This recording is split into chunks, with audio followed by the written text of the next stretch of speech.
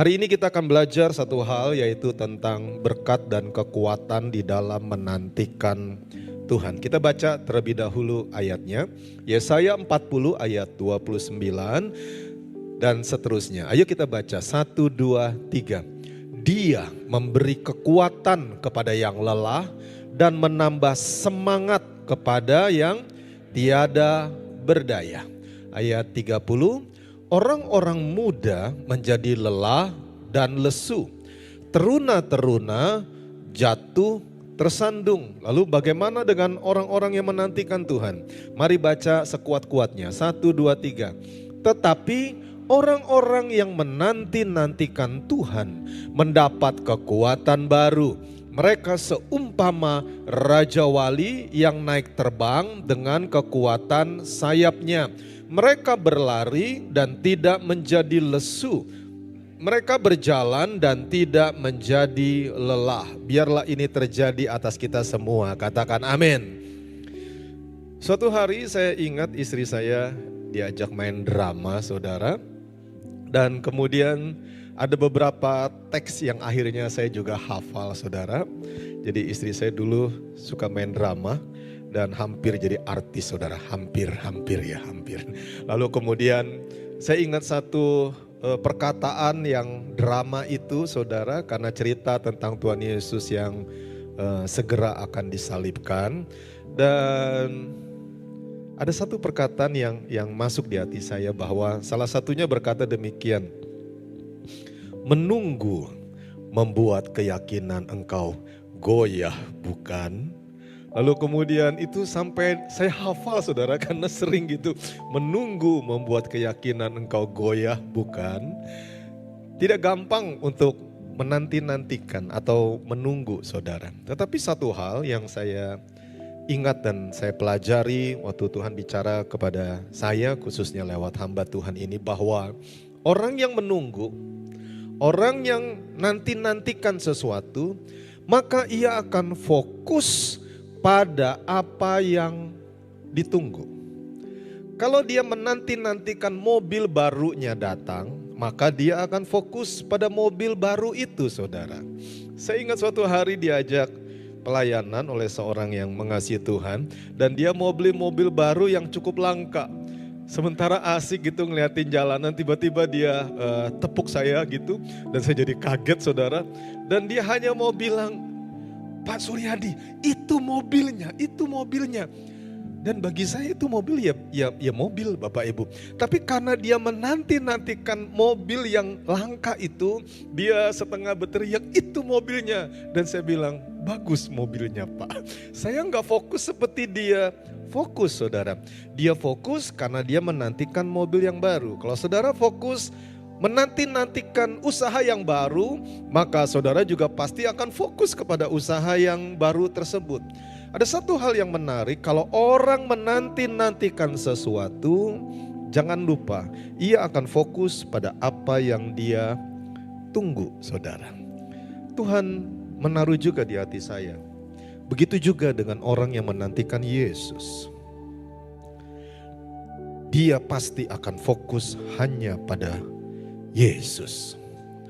Kalau kita menanti-nantikan rumah, mobil, usaha, atau sesuatu yang baru dalam hidup kita, kita fokus kepada sesuatu itu. Begitu juga kalau orang menanti-nantikan Yesus. Apa yang difirmankan Tuhan pasti terjadi. Tuhan Yesus nanti akan datang lagi, saudara. Bukan karena kita putus asa di dunia ini, bukan.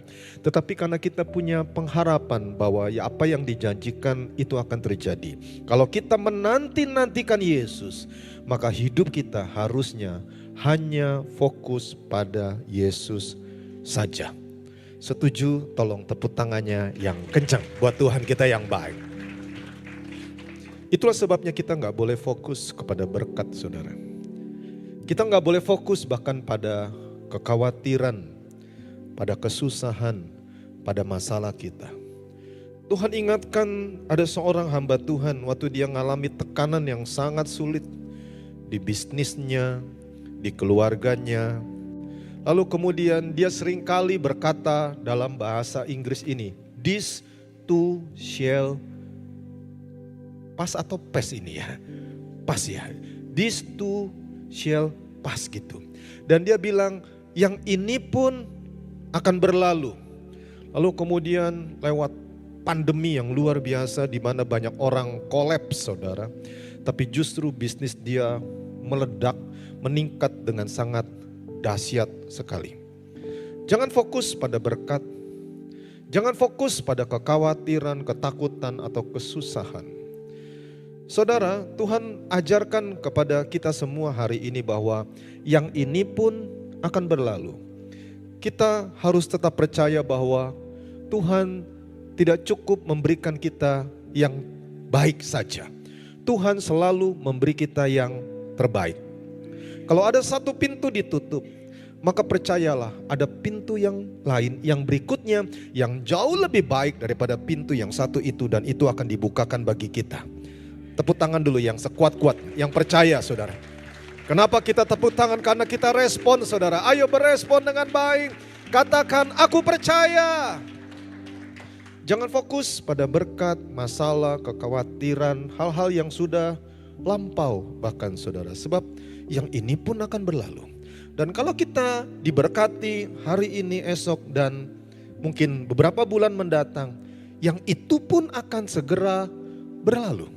Yang bagian kita adalah, kalau kita menanti-nantikan Tuhan, Yesus namanya, maka kita hanya akan fokus kepada Yesus saja. Setuju, mengerti, katakan amin.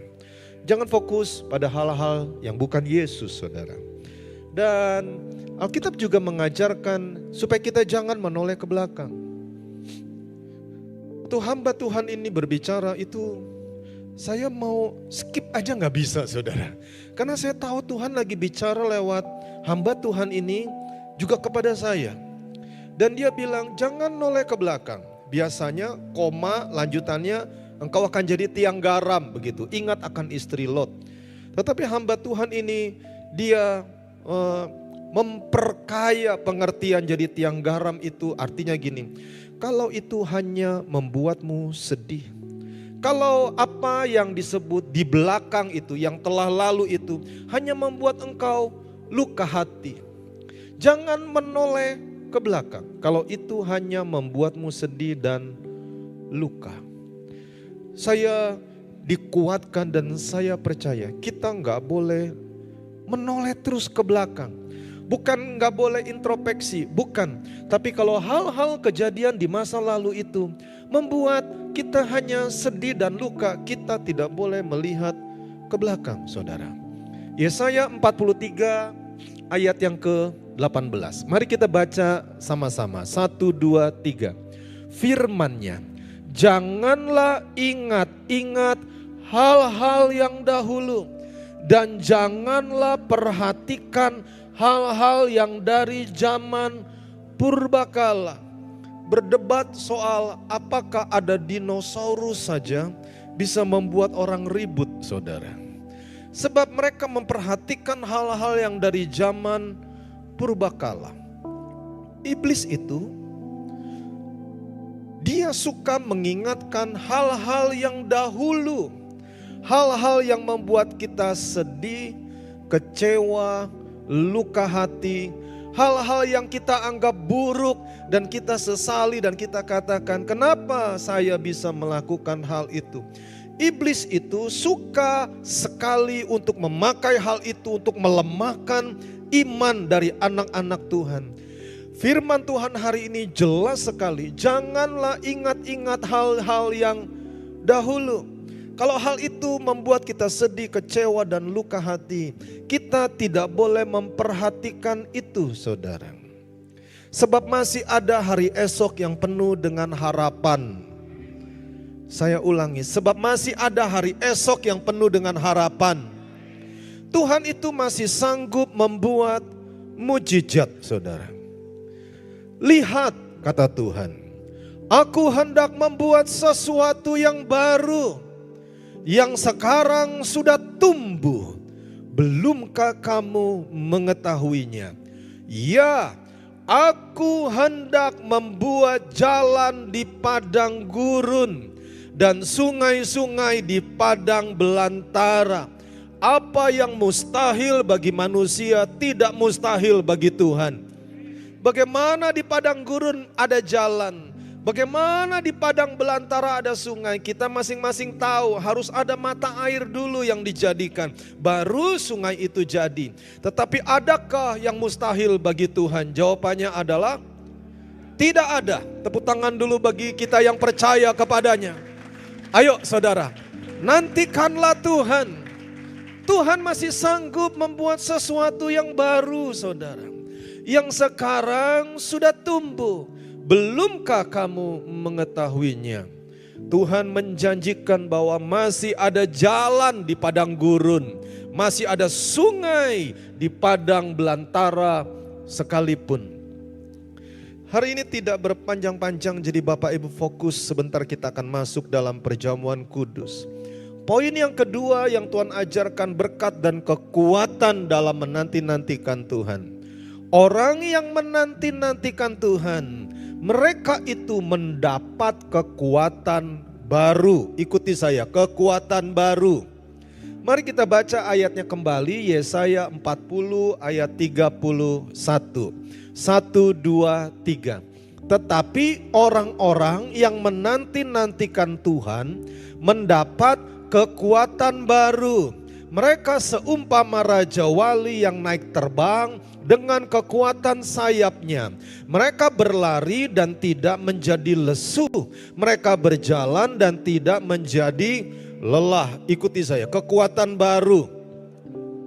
Saudara tahu, Tuhan itu telah memberikan Roh Kudus-Nya kepada manusia yang percaya.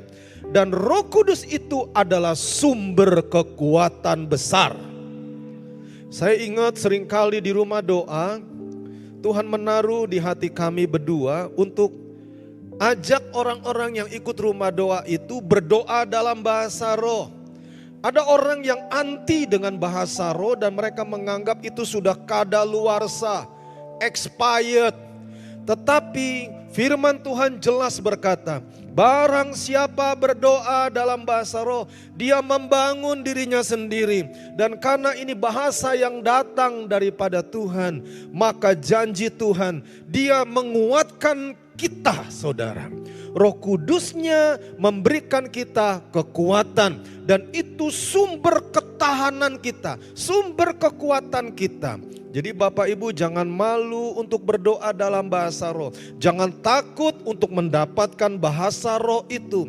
Itu tanda dari Tuhan bagi kita yang beriman dan mengasihi Dia. Katakan amin. Jadi sering-seringlah saudara berdoa dalam bahasa roh. Kalau saudara belum mendapatkannya, sederhana minta sama Tuhan.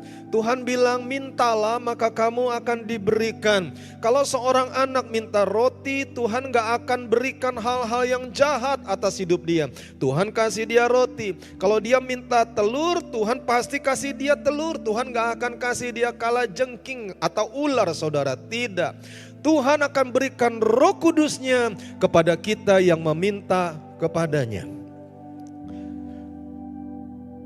Kemarin waktu Jumat rumah doa, Tuhan menaruh di hati saya kuat sekali saudara, bahwa gereja ini akan dikenal sebagai gereja yang berdoa. Saya benar-benar menaruh harapan di hati saya, kita memang suka berdoa.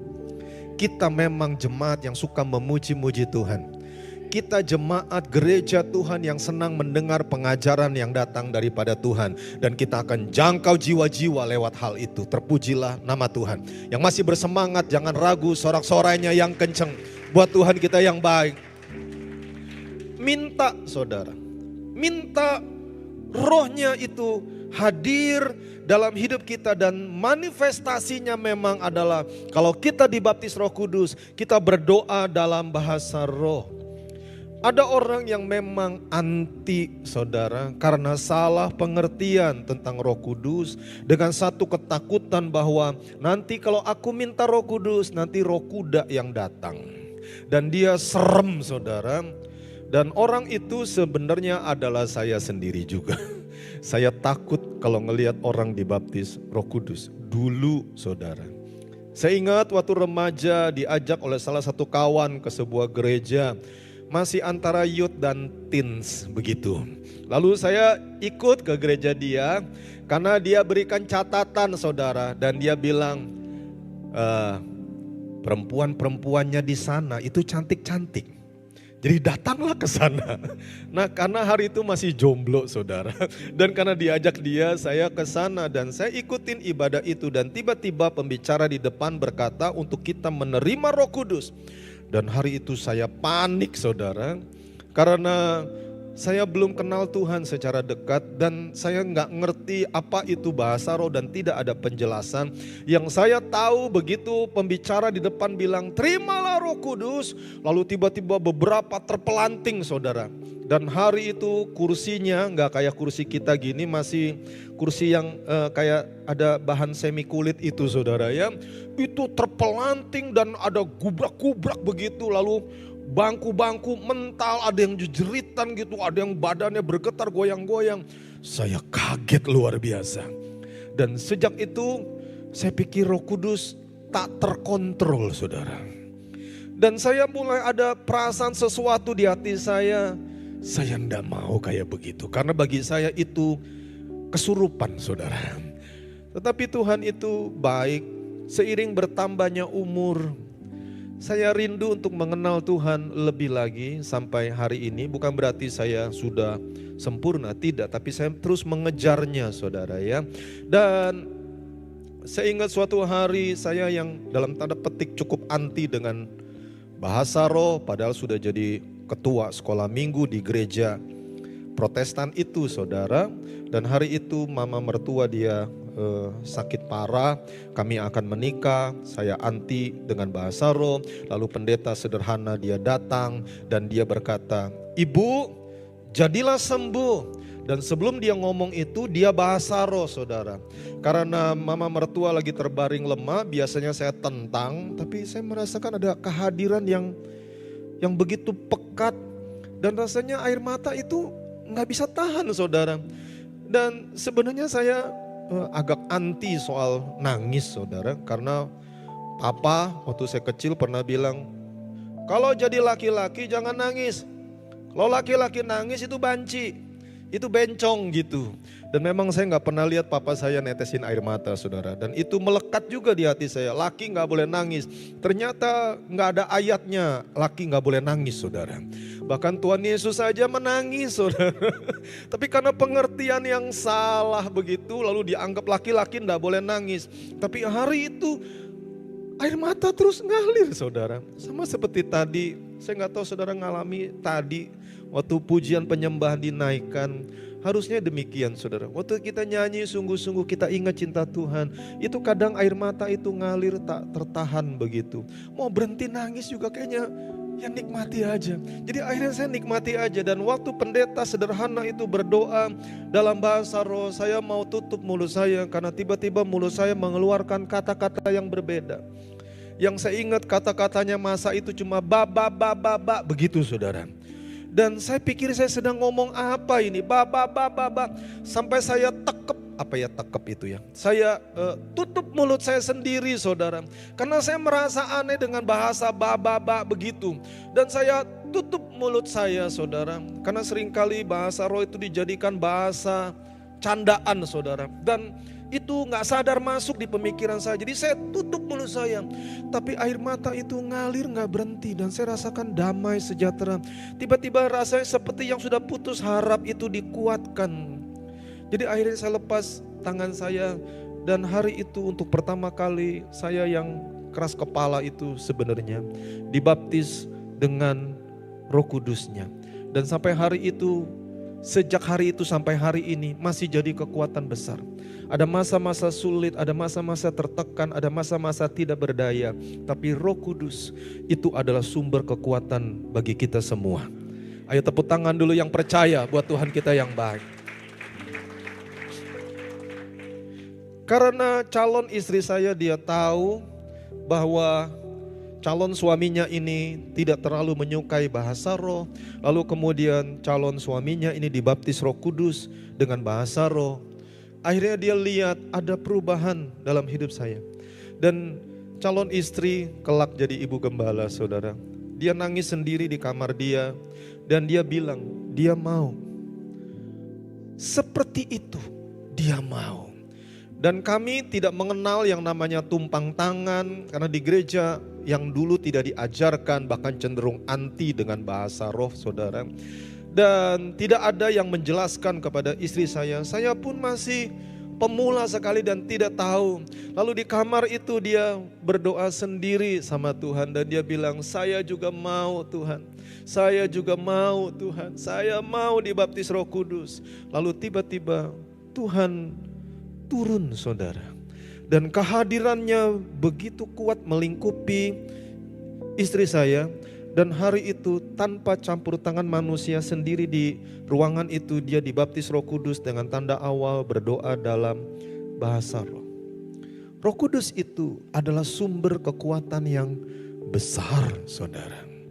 Saya berdoa dalam nama Tuhan Yesus supaya saudara jangan ragu untuk menerima Roh Kudus itu. Sebab itu adalah kekuatan besar.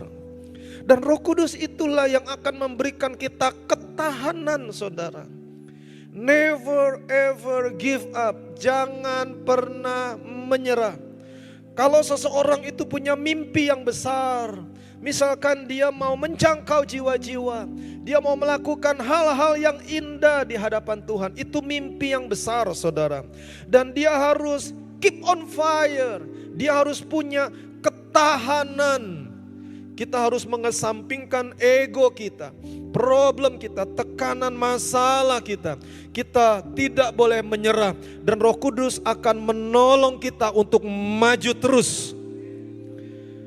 Dan salah satu hal yang indah adalah kita tidak sendirian, saudara. Kadang kita merasa masalah ini hanya kita yang alami. Masalah ini orang lain gak mengalaminya dan kita mengatakan ini big problem, khusus, special case, kasus khusus buat saya, buat kami. Ternyata kalau saudara lihat di muka bumi ini, banyak yang mengalami seperti kita, saudara. Jadi Tuhan itu mengajarkan engkau harus punya ketahanan yang besar. Perhatikan kisah hidup orang-orang yang terkasih di dalam Tuhan. Kalau kita terus senternya kepada diri kita sendiri, maka kita bisa lemah, saudara. Tapi mari kita fokus kepada kisah hidup orang-orang yang indah di dalam Tuhan. Saya ingat istri saya berkali-kali bilang kepada saya bahwa dia kuat bukan cuma karena Roh Kudus yang menguatkan, itu sumber ketahanan. Tapi Roh Kudus juga memimpin istri saya ini untuk melihat orang-orang yang hidup di dalam Tuhan, khususnya misionaris, saudara. Orang-orang yang dalam tanda petik gila-gilaan sama Tuhan. Saya semalam sebelum tidur saya merenungkan firman yang akan disampaikan hari ini. Lalu tiba-tiba ada genangan air mata saya, saudara. Sebab begitu cara saya untuk meditasi sama Tuhan, saudara. Ada genangan air mata. Saya ingat John D. Rockefeller itu, miliarder pertama. Waktu dia bertobat sungguh-sungguh, dia tidak malu. Setiap hari, saudara, waktu-waktu khusus dia pasti datang ke gereja. Kalau tidak bisa dikatakan tiap hari. Dia punya waktu-waktu spesial dia datang ke gereja. Bukan cuma sekedar memberikan persembahan lalu dia bangun gereja. Bukan, dia bersih-bersih gereja, saudara. Lalu tiba-tiba ada air mata. Saya teringat mengenai Bapak Ibu Saudara yang mengasihi Tuhan. Orang-orang yang mau merapikan gereja, membersihkan gereja, perhatian sama gereja. Perhatikan orang-orang yang on fire, maka kita akan on fire. Tepuk tangan dulu yang mengerti, Bapak Ibu yang mengasihi Tuhan. Dan apa yang menjadi kisah hidup orang-orang yang mengasihi Tuhan itu menguatkan kita, saudara. Saya tahu beberapa pasti sudah pernah lihat video ini karena beberapa kali saya putar, tapi ada baiknya kita rewind kembali. Ini kisah yang sangat baik tentang seseorang yang mengasihi Tuhan. Bagaimana dia tidak menyerah. Mari kita perhatikan, saudara.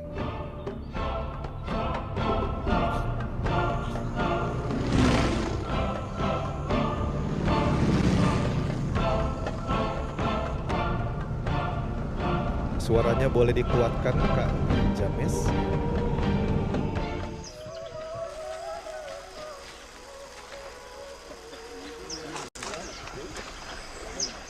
Ini video aslinya yang tadi agak burem, tapi yang berwarna itu bukan aslinya karena difilmkan ulang.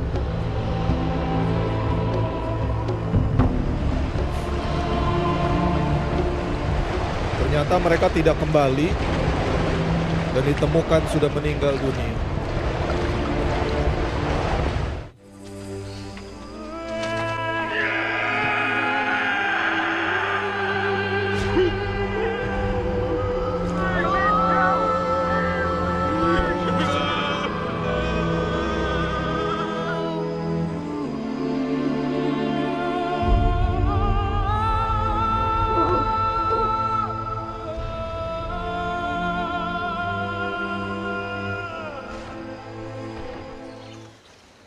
If the Wildani attack, will you defend yourself? Will you use your guns? Son, we can't shoot the Wildani. They're not ready for heaven. Ini kisah We nyata, are. saudara ya. But promise me one thing, just one. If you get in a jam, a real jam, then promise me you'll say these words to them, What words? the Wildani words. They mean, I am your friend, your sincere friend. Bua Bia Unumbwa. Bua. Be, and Unumbwa. Numbwa. Bua be Numbwa. Bua be Numbwa. Bua be Numbwa.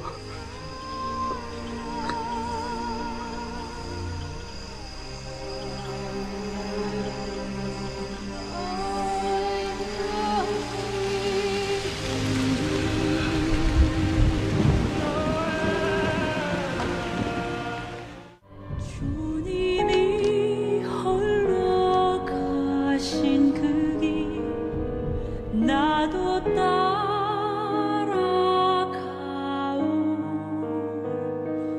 모든 물과 피를 흘리신 그 길을 나도 가오 험한 산도 나는 괜찮소 바다 끝이라도 나는 괜찮소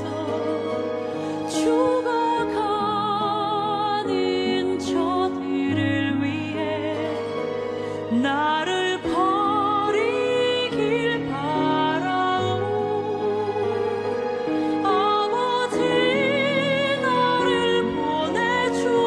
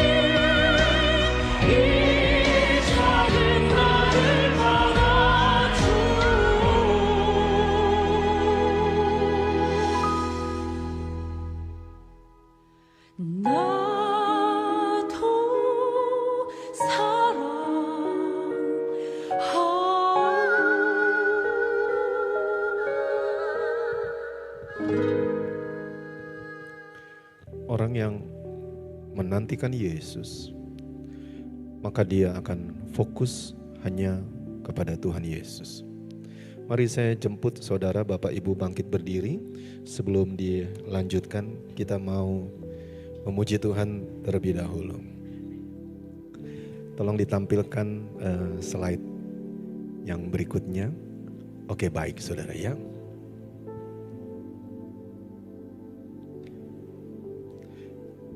Ini kunci apa Kak? Coba.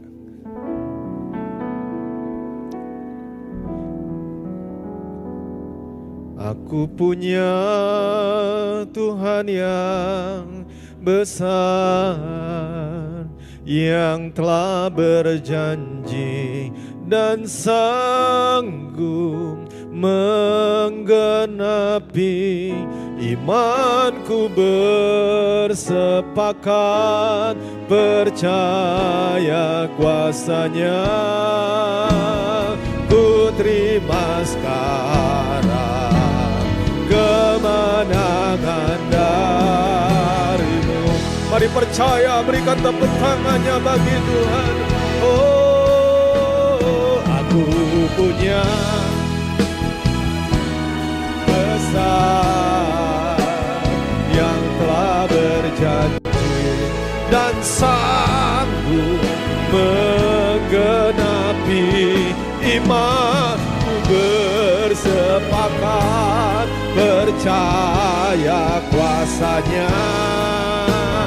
Ku terima sekarang kemenangan dan mari berikan tepuk tangan bagi Tuhan kita yang baik.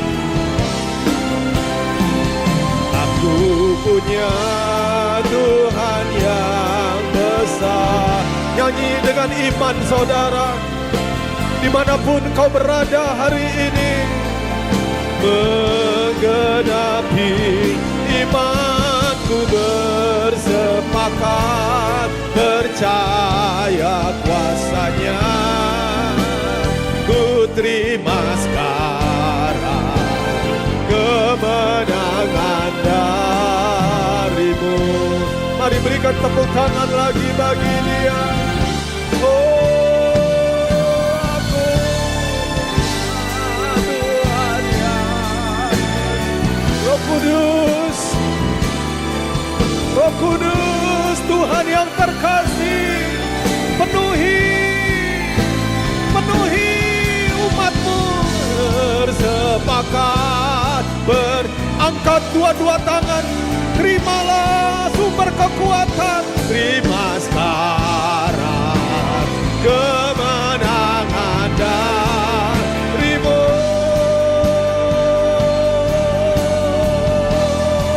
Angkat tanganmu, terimalah Roh Kudus, terimalah Roh Tuhan. Mari berdoa dalam bahasa roh. Mari bangun dirimu di hadapan Tuhan. Oh ya dapat ya nama ya sekaya dapat. Iya dapat kaya dapat Bapa. Jadilah kuat, jadilah kuat, jadilah kuat, jadilah kuat.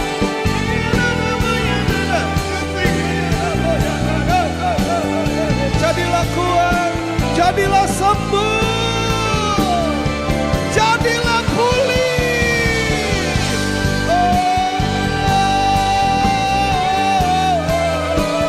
Jangan takut, yang menyertai kita lebih besar, yang bersama kita jauh lebih besar.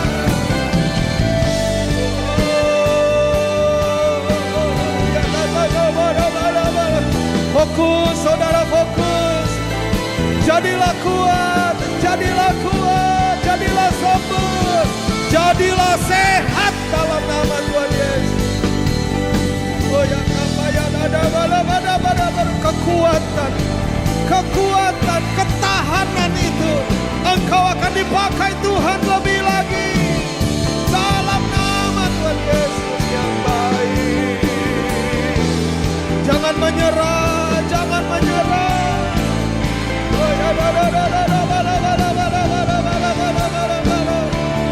Aku punya Tuhan yang besar,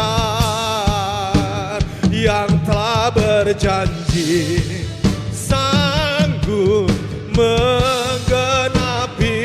Imanku bersepakat percaya kuasanya. Ku terima sekarang kemenangan darimu. Mari kita nyanyi lagi sambil tepuk tangan di hadapan Tuhan. Aku punya, pejamkan matamu, nyanyi buat dirimu sendiri kepada Tuhan. Dan sah, tidak ada yang gagal. Firman-Mu pasti berhasil. Maka percaya kuasanya.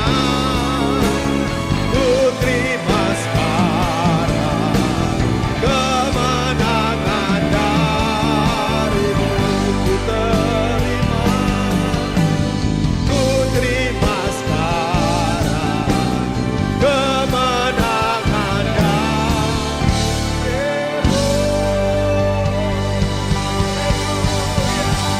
Haleluya, haleluya. Katakan amin. Silakan duduk Bapak Ibu Saudara. Waktu saudara berkata amin, artinya so be it. Terjadilah atas hidup kita. Percaya katakan. Dan Tuhan ajarkan poin yang terakhir, yang ketiga saudara, bahwa berkat dan kekuatan bagi kita yang menantikan Tuhan itu seumpama Raja Wali. Ayat kunci kita Yesaya 40:31 tadi, tetapi orang-orang yang menanti-nantikan Tuhan, mereka mendapat kekuatan baru, mereka seumpama Raja Wali yang naik terbang dengan kekuatan sayapnya.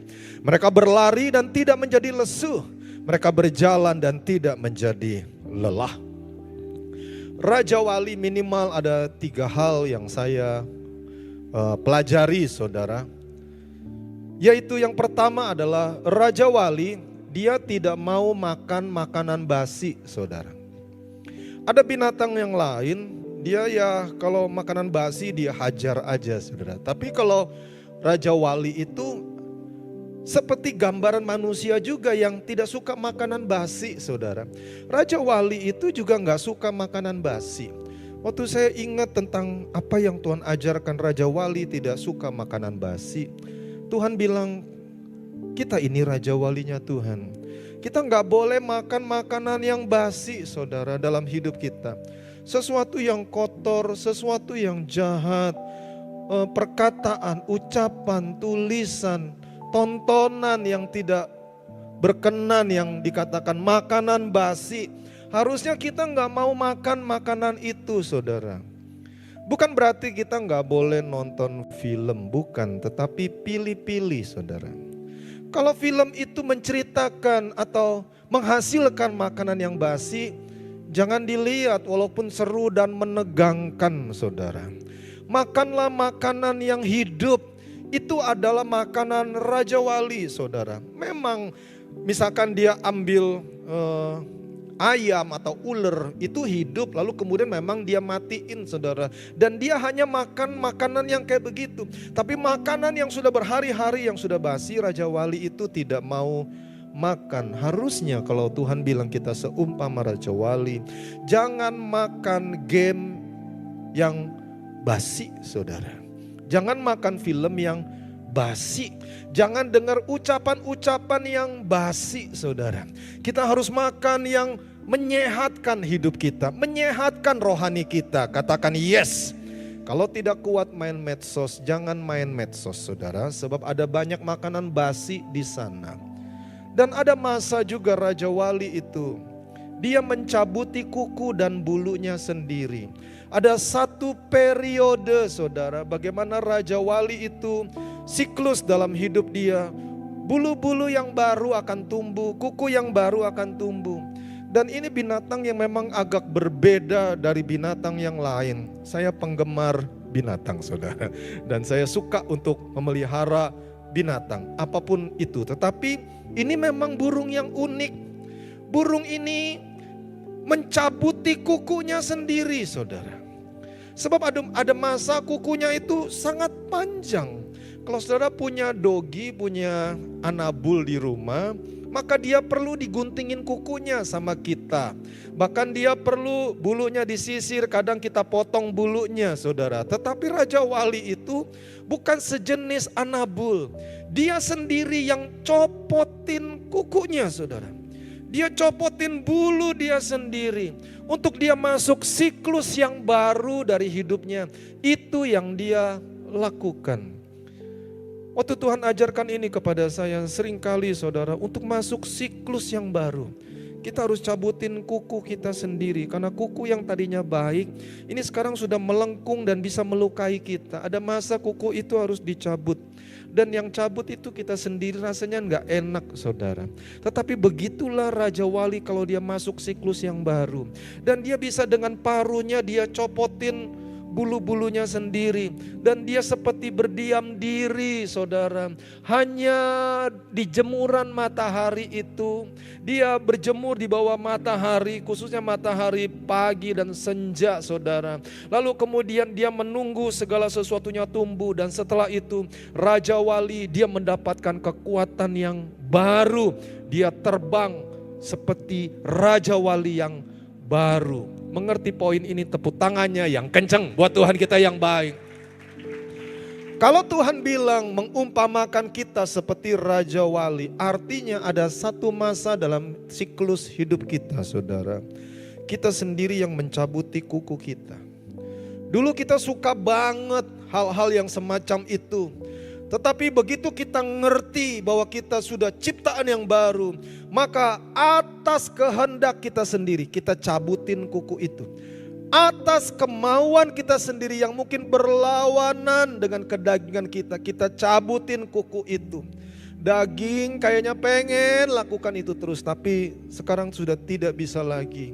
Kita copotin itu karena kita mau terbang tinggi bersama dengan Tuhan. Yang kedua, Raja Wali itu senang terbang lebih tinggi saudara. Kalau saudara lihat Raja Wali, berapa waktu yang lalu saya dibawa seorang kawan ke apartemen dia yang tertinggi saudara. Dan dia bilang kalau dari sini dia bisa tahu itu burung dara atau burung elang atau Raja Wali begitu. Dia tahu dari mana, dia bilang dari cara terbangnya. Kalau burung merpati itu suka, apalagi burung pipit saudara, begitu. Tapi kalau Raja Wali dia pung, dan dia melayang seperti itu dan dia terbangnya itu tinggi sekali. Dan saya waktu mengerti lebih lagi, Raja Wali itu senang terbang lebih tinggi. Dia senang makin tinggi, rasanya makin dekat dengan matahari yang adalah sumber terang di dunia ini saudara. Tuhan ajarkan kepada saya apa yang Raja Wali lakukan waktu dia menghadapi musuh yang menyerang dia. Karena Raja Wali juga pasti punya musuh saudara. Dan waktu musuh-musuh itu menyerang, apalagi jumlahnya banyak, maka Raja Wali itu akan terbang lebih tinggi. Dan burung ini memang punya hal yang sangat khusus, matanya itu punya selaput seperti kaca Ray-Ban gitu, kaca anti matahari itu. Dan ini lebih bagus lagi daripada kaca Ray-Ban itu saudara ya. Ini enggak promosi merek ya, bukan. Tetapi dia itu satu-satunya binatang yang bisa memandang ke arah matahari karena punya selaput khusus. Dan waktu dia dikejar oleh musuh, dia justru terbang makin tinggi, bukan menungkik ke bawah. Dia justru terbang makin tinggi, dan waktu musuh-musuhnya yang jahat mencoba mengalahkan dia, musuhnya satu persatu berjatuhan. Entah satu persatu, entah rame-rame jatuhnya saudara. Musuh berjatuhan waktu Raja Wali terbang lebih tinggi. Adakah kita mengerti tentang perumpamaan kenapa Tuhan mengumpamakan kita seperti Raja Wali? Tuhan mau kita terbang lebih tinggi. Justru makin banyak problem masalah, kita makin mendekat kepada Tuhan. Dan kita akan lihat musuh akan berjatuhan. Dalam hidup kita di muka bumi ini sebagai orang percaya, tidak ada hal yang lebih penting selain hadirat Tuhan. Lampu-lampu gereja tidak ada artinya kalau tidak ada hadirat Tuhan di gereja. Jumlah orang yang banyak banyak sekalipun tidak ada artinya kalau tidak ada kehadiran Tuhan di sana. Permainan musik yang begitu indah tidak ada artinya kalau tidak ada hadirat Tuhan. Doa yang 24 jam, 7 hari seminggu, bahkan puasa tidak ada artinya kalau tidak ada hadirat Tuhan. Tidak ada yang lebih penting selain hadirat Tuhan dalam hidup kita. Mari kita mengejar hadiratnya lebih lagi. Percaya sorak-soranya yang kenceng buat Tuhan kita yang baik. Kurang kuat, ayo lebih meriah lagi. Hari-hari ke depan ini Tuhan mau kita seumpama Raja Wali. Terbang lebih tinggi, senang dekat dengan Tuhan. Percayakan oleh Tuhan untuk melayani di Bandung, Jawa Barat, khususnya di Desa Sadang Mekar. Saya ingin menceritakan Tolong lampunya bagaimana penyertaan Tuhan dalam kehidupan khususnya sewaktu saya pelayanan. Pada tahun 2019 dan 2020, Tuhan mempercayakan saya melakukan pelayanan kurang lebih 10 bulan di Desa Sadang Mekar. Dan Tuhan itu sangat baik. Ada banyak hal yang terjadi, ada banyak kesulitan yang dihadapi, tapi ada banyak juga cara Tuhan yang Tuhan berikan bagi saya. Yang ingin saya sampaikan kepada saudara-saudara yang ada di luar sana, bahwa ketika melakukan pelayanan di Bandung, khususnya di Desa Sadang Mekar, desa yang cukup jauh dari masyarakat, pemukiman yang jarang sekali, bahkan untuk menjangkau satu rumah, saya butuh 30 menit sampai 1 jam untuk melakukan perjalanan seperti biasa. Dan saya di sana bersama dengan teman pelayanan saya, jadi kami 2 orang di sana. Dan di desa itu, khusus di mana kami tinggal, hanya ada kami berdua dan tidak ada masyarakat lainnya karena mereka berbeda desa dari yang kami tinggal. Dan di sana Tuhan mengizinkan banyak hal yang kami rasakan. Hal-hal itu adalah di mana kami dipercayakan untuk mengajar dan juga menjaga daerah setempat kami tinggal. Namun saudara-saudara perlu tahu bahwa seperti yang tadi setelah saya katakan, hanya berdua kami tinggal di sana.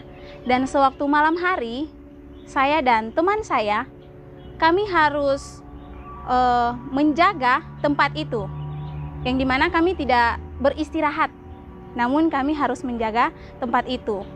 Dan 1 bulan pertama, saya rasa ini tempat sangat indah dan aman. Namun bulan kedua, saya mulai merasa ada yang lain di tempat ini. Dan apakah itu, saudara-saudara? Ternyata di sana selain warga yang sangat jauh dari tempat kami tinggal, di sana juga sulit untuk kami mencari pertolongan. Kenapa? Karena sewaktu malam hari di bulan-bulan berikutnya, ketika saya dan partner melakukan pelayanan di sana, kami tidak bisa tidur dengan nyaman. Kenapa, saudara-saudara? Karena di sana banyak sekali preman. Dan dari sekian banyak cerita, ada satu momen yang ingin saya bagikan untuk menguatkan kita semua. Ketika 2-3 bulan berlangsung, kami terus didatangi oleh preman-preman yang membuat saya secara pribadi sangat takut. Bahkan saya tidak percaya bahwa saat itu saya bisa selamat dari hal-hal yang sangat membuat saya takut dan meragukan penyertaan Tuhan.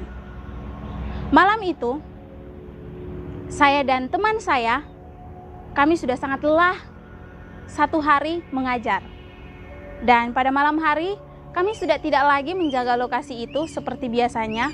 Kami memilih untuk beristirahat, mengingat keesokan harinya saya dan teman saya, kami harus mengajar lagi pada jam 7 pagi. Dan itu kami lakukan setiap hari. Karena itu kami harus beristirahat di malam hari. Dan saudara-saudara perlu tahu, ketika saya sudah sangat lelah bersama dengan teman saya, kami beristirahat. Dan ketika kami sudah beristirahat, malam hari itu saya mendapatkan mimpi. Dan mimpi itu bercerita demikian. Pada malam itu ketika saya tidur, saya memimpikan ada satu ibu bersama dengan anaknya yang sementara dipeluk, dan ada satu perempuan yang mengejari ibu dan anak ini. Dan di situ saya merasa untuk bisa menolong mereka. Dan kenapa wanita ini harus mengejar ibu dan anak ini? Dan ketika saya berusaha untuk menolong ibu dan anak ini, perempuan yang ada di dalam mimpi itu serasa ingin memarahi saya. Dan pada tangannya ada senjata yang ia pegang. Dan saat itu ia sangat marah kepada saya, sehingga senjata itu ditodong kepada saya. Dan waktu itu juga saya mengingat Tuhan dan saya berdoa, Tuhan, jika Tuhan mengizinkan saya untuk mati saat ini, maka pistol ini pun akan terkena di tubuh saya. Namun jika Tuhan tidak mengizinkan hal itu terjadi, walaupun pistol ini akan ditembakkan kepada saya tidak akan merasa sakit, bahkan akan mati. Dan setelah saya berdoa dalam hati, pistol itu pun diarahkan dan ditembakkan kepada saya.